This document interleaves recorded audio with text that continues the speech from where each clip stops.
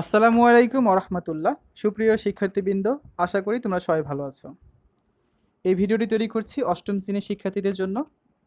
অষ্টম শ্রেণীর ইংরেজি বইয়ের নতুন কারিকুলামের চ্যাপ্টার 2 এর দ্য বিজু ফেস্টিভ্যাল পার্ট 5, অর্থাৎ দ্বিতীয় অধ্যায়ের পঞ্চম পর্ব এটি, যেখানে আলোচনা করবো আমরা 29 এবং 30 পৃষ্ঠায় যে সকল কাজ আছে সেগুলো কীভাবে তোমরা সলিউশন করতে পারবে। যারা এখনও অন্যান্য বিষয় ভিডিওগুলো দেখোনি তারা আমাদের চ্যানেলের প্লেলিস্ট অপশন চেক করতে পারো, সেখান থেকে তোমরা কিন্তু বাকি ভিডিওগুলো পেয়ে যাবে। 2.3.6, check the word meaning in the table given below to understand the text clearly. টেক্সটটি ভালোভাবে বোঝার জন্য নিচের সারণীতে প্রদত্ত শব্দার্থগুলো দেখো। ওয়ার্ডস এবং এর মিনিংস দেওয়া আছে, যেমন অসপিশিয়াস এর মিনিং কি? Promising or fortunate. অ্যাস্টোনিশড এর মিনিং হচ্ছে অ্যামেজড অর ওয়ান্ডার্ড। ক্রিসিন এর মিনিং হচ্ছে manner of preparing food. Misfortune মানে হচ্ছে কি ব্যাড লাক। ফ্লোট মানে কি পুল ইনটু ওয়াটার। সিক মানে কি লুক ফর বা সার্চ, অর্থাৎ কাউকে খোঁজা। ঠিক আছে। 2.3.7 কি বলা আছে দেখো। Now read the text again referring two 2.3.5, ওই যে দ্য বিজু ফেস্টিভ্যাল আমরা আগের পর্বেই পড়েছি, ওই টেক্সট আবার পড়তে বলা হয়েছে। And summarise it in one paragraph, একটা প্যারাগ্রাফ এটাকে সামারাইজ করবে। Follow all the steps given below to write the summary, এবং সামারি করার জন্য নিচে ধাপগুলো অনুসরণ করবে। কী কী বলা আছে দেখো।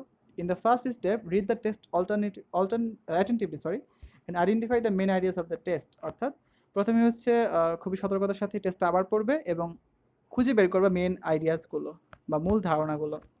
For example, Biju, the main festival of the Chakma community, is one of the main ideas.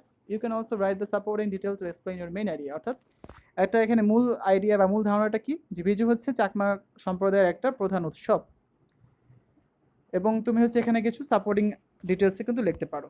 Secondly, write all the main ideas in a list, যে মেন আইডিয়াগুলো এগুলো হচ্ছে তালিকা করো। Then write the introductory sentence of the summary, তোমার সামারির শুরুটা তুমি কোন সেন্টেন্স দ্বারা করবে সেটা ঠিক করো, সেটা লিখে ফেলো। Now turn all of your main ideas into sentence, এখন তোমার যে মেন আইডিয়াগুলো ছিল বা মূল ধারণাগুলো ছিল সেগুলো বাক্যে রূপান্তর করো এবং লিখে ফেলো। Here combine all the sentences into one paragraph, এবং সবগুলো সেন্টেন্স তুমি একটা প্যারাগ্রাফে লিখবে। Do not forget to use connecting words, cohesive devices to make your summary meaningful. তুমি হচ্ছে কিছু কানেক্টিং ওয়ার্ডস আছে বা কোহেসিভ ডিভাইসেস আছে, এগুলো ইউজ করতে ভুলে যেও না। এগুলো ভুলে গেলে তোমার সামারিটা কিন্তু মিনিংফুল বা অর্থবহ কিন্তু হবে না। নাও check the use of punctuation marks, spelling, grammar and organization of the summary and do the necessary edits. এখন হচ্ছে তুমি লেখা শেষ হয়ে গেলে তোমার এখানে জ্যোতি চিহ্ন, তোমার বানান, গ্রামাটিক্যাল কিছু মিস্টেক হয়েছে কিনা, সাজানো ঠিকমতো হয়েছে কিনা, এই বিষয়গুলো চেক করবে। এরপর যদি এডিট করার দরকার পড়ে তুমি সেগুলো এডিট করবে। Finally write the final draft of your summary, তারপর হচ্ছে তুমি ফাইনালি যেটা সাবমিট করবে বা যেটা সবার সামনে তুলে ধরবে ক্লাসে, সেই সামারিটা লিখে ফেলো। Now exchange your copy in pairs to check it again, তারপর জোড়ায় জোড়ায় এটা হচ্ছে এক্সচেঞ্জ করো, তুমি তোমার বন্ধুকে দিবে, তোমার বন্ধু তোমাকে দেবে।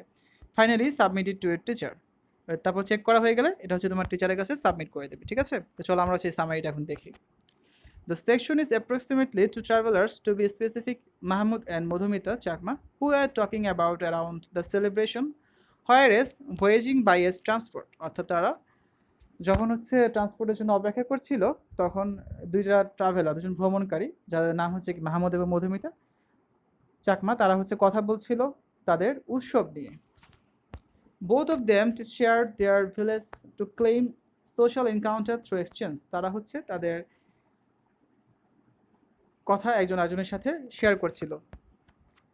Biju may be a 3-day long celebration that commemorates the graduation of a modern year for the Chakmas, and it is their most vital celebration. Biju উৎসব হচ্ছে একটা 3 দিনব্যাপী উৎসব, যেটা হচ্ছে চাকমা সম্প্রদায়ের প্রধান উৎসব, এবং এটা তাদের চাকমা যে সম্প্রদায় তাদের হচ্ছে অন্যতম একটা গুরুত্বপূর্ণ উৎসব। Biju is like Pohela Boishakh for non ethnic individuals, Biju হচ্ছে যারা চাকমা সম্প্রদায়ের না তাদের জন্য হচ্ছে এটা, চাকমা সম্প্রদায় যারা তাদের হচ্ছে অনেকটা এটা পহেলা বৈশাখের মতো। Biju marks the Chaitra Sankranti which is the final day of the Bengali calendar, Bijoy শুরু হয় কীভাবে? চৈত্র সংক্রান্তির মাধ্যমে, যেটা হচ্ছে বেঙ্গলি ক্যালেন্ডারের শেষ দিন। The celebration is started on the primary day, also known as the full Biju, when Chakma family units are cleaned out and decked with plumes. Main উৎসবটার নাম কি? ফুল বিজু। ঠিক আছে।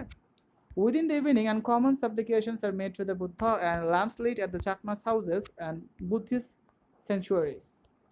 The following day, পরের দিন, মূল Biju could be a time for mingling as individuals visit other in their town. অন্যরা হচ্ছে তাদের এই শহরে কিন্তু বেড়াতে আসে মূল বিজুর দিন, এবং তারা বিভিন্ন উদযাপনে বিভিন্ন পার্টিসিপেট করে, বিভিন্ন উদযাপনে কিছু অংশগ্রহণ করে, ঠিক আছে? মূল Biju or the most day of the celebration begins with a bath ritual. Youthful individuals offer assistance, show elderly guardians or grandparents so that they can look for their consideration and win their endowments sometime recently beginning the favorable day. The last day, Gojie Poje, actually implies rule around is celebrated with unwinding and individuals attempt to be as cheerful as conceivable so that they can pass the total year with peace and success. অর্থাৎ তারা হচ্ছে সারা বছরটা তারা যেন সুখে থাকতে পারে, সেই জন্য তারা হচ্ছে বিভিন্ন ধরনের প্রার্থনা করে এখানে। There is moreover a specific of Nabanna which is known as a Bengali agrarian celebration. অর্থাৎ বাংলাদেশে এটা কৃষি উৎসব, কৃষির যে মেন উৎসবটা আছে সেটার নাম কি নবান্ন, অর্থাৎ নতুন ফসলের যে উৎসবটা করা হয় বছরের প্রথম দিন, তার সাথে অনেকটা সিমিলার এখানে পাওয়া যায়, ঠিক আছে? Next topic 2.4.1 it's time to write a summary in groups. এখন দলে সামারি লেখার পালা। The following instructions are to guide you to do the activities. First discuss and select a story or drama or poem or short film or news article. প্রথমে তোমার যে কাজ করতে হবে, তোমার কাছে একটা কোনো গল্প বা একটা নাটক বা একটা কবিতা বা শর্ট ফিল্ম বা এরকম একটা আর্টিকেল তুমি সিলেক্ট করবে। Then read the book, article, poem or watch the drama or film during your free time. Free টাইমে হচ্ছে তুমি নাটকটা বা ছবিটা দেখবে বা এগুলো পড়বে, যেটা যার উপর তুমি সামারি লিখবে। Next collect the necessary information or to write the summary and note them down. অর্থাৎ সামারি লেখার জন্য তোমার যে ইম্পর্টেন্ট ইনফরমেশনগুলো দরকার সেগুলো তুমি কালেক্ট করো এবং সেগুলো লিখে রাখো। Letter discuss and decide the main ideas of the selected story or poem or short film, যেটাই বলো না কেন। তারপর হচ্ছে তুমি এগুলো ডিসকাস করো এবং ডিসাইড করো যে কোনটা হচ্ছে এখানে main idea. Also decide whether you need to write any supporting details or not. তারপর তুমি চিন্তা করো তোমার সাপোর্টিং কিছু এখানে লিখতে হবে কিনা। If you need any write them down, তোমার যদি দরকার পড়ে তুমি লিখে রাখো। ইটস টাইম টু চেক, এখন চেক করার সময়। Whether you use appropriate cohesive devices or not to connect the ideas. Here organize all the ideas into a paragraph. তারপর তোমার সব আইডিয়াগুলোকে একটা প্যারাগ্রাফে নিয়ে আসো। Now write the summary individually and check in groups. তারপর এটা হচ্ছে ইন্ডিভিজুয়ালি তুমি সামারি লিখে ফেলো এবং গ্রুপে এটা চেক করো। Finally do the necessary edits and submit it to the teacher. তারপর হচ্ছে তুমি এখানে যে এডিটগুলো করা দরকার সেটা করো এবং টিচারের কাছে সাবমিট করো। আমরা হচ্ছে এখানে এই যে পয়েমটা আছে, I wandered lonely as a cloud by William Wordsworth. William ওরসওয়ার্থের লেখা এই কবিতাটিকে আমরা সামারি করবো। কবিতাটাকে দেখে নিই। I wandered lonely as a cloud that floats on high over the hills and hills, when all at once I saw a crowd, a host of golden daffodils, beside the lake, beneath the trees, fluttering and dancing in the breeze. Continuous as the stars that shine and twinkle on the Milky Way, they stretched in never-ending line along the margin of a bay. 10,000 saw I at a glance, tossing their hairs in spirited dance. এই কবিতাটা কিন্তু আমরা এর আগেই বর্ণনা করেছি। তোমাদের chapter 1 বা চ্যাপ্টার 2 এর যে পার্টগুলো রয়েছে সেগুলো দেখলে তোমরা বুঝতে পারবে এই কবিতাটা কিন্তু বাংলায় কীভাবে বঙ্গানুবাদ করা যায় বা এটা ডিটেলসে কী লেখা যায় সেটা আমরা দেখেছি, এখানে আর বলছি না। এটা সামারিটা এখন আমরা লিখি। The lyric poem I Wandered Lonely as a Cloud or Daffodils by William Wordsworth is considered to be one of the best poems in modern times. এটাকে মডার্ন যুগের একটা one of the best poems, মানে একটা অন্যতম সফল কবিতা বলে বিবেচিত করা হয়। The poet narrates a small incident in which he got an opportunity to see a huge number of daffodils in a valley. Within that, to begin with stanza, the writer says that he was meandering forlorn as a cloud that coasts on tall over hills and slopes. The express alludes to him being wandering around without any reason. He was all alone like a cloud that coasts tall within the valley. ঠিক আছে, এই যে আমরা কবিতাগুলো পড়েছি সেই লাইনগুলো হচ্ছে এখানে সামারি আকারে লেখা হচ্ছে। As a rule, the clouds are not alone, but here the writer likely alludes to a part of the cloud that moves among the slopes within the valley. Whereas, wandering within the valley, he all of a sudden sees a crowd, a half of brilliant daffodils. The artist calls daffodils brilliant instead of yellow in adherence to specify their grandness and magnificence. The daffodils seem to be vacillating and moving within the bridge. The moment stanza starts with the comparison between daffodils along the lake and stars within the Milky Way. The writer says that the daffodils extend a never-ending line along the margin of a cove.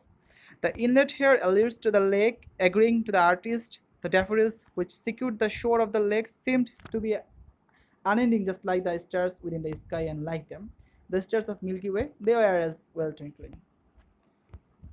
The express 10,000 saw I at a look could be a exaggeration, which means the artist saw a huge number of daffodils which he may not number. The daffodils were hurling their heads in carefree move. The word head here alludes to the best blown portion of the plant. Carefree move implies enthusiastic and euphoric move. The daffodils were in this way moving their heads in a cadence which looked very astonishing and appeared to the artist as they were moving.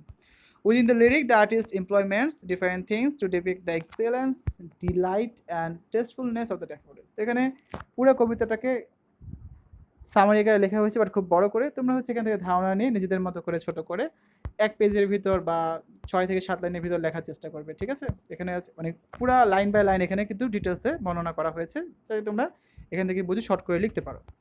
এই চ্যাপ্টারে তোমরা new যে ওয়ার্ডসগুলো শিখেছো দেখো, exception, Chaitra Sankranti, last, beat, neighbourhood, intimate, hail, harvest, offer, astonish. তো শিক্ষার্থীরা, তখন আমি আলোচনা করলাম অষ্টম শ্রেণীর ইংরেজি বইয়ের 2য় অধ্যায় নিয়ে, দ্য বিজু ফেস্টিভ্যাল এর শেষ পর্ব, যেখানে 29 এবং 30 পেজের যে কাজগুলো ছিল সেগুলো সমাধান আমরা করেছি। আশা করি তোমাদের কাছে ভিডিওটা ভালো লেগেছে। তো আজ এখানে বিদায় নিচ্ছি, দেখা হবে পরবর্তী ভিডিওতে। আল্লাহ হাফেজ।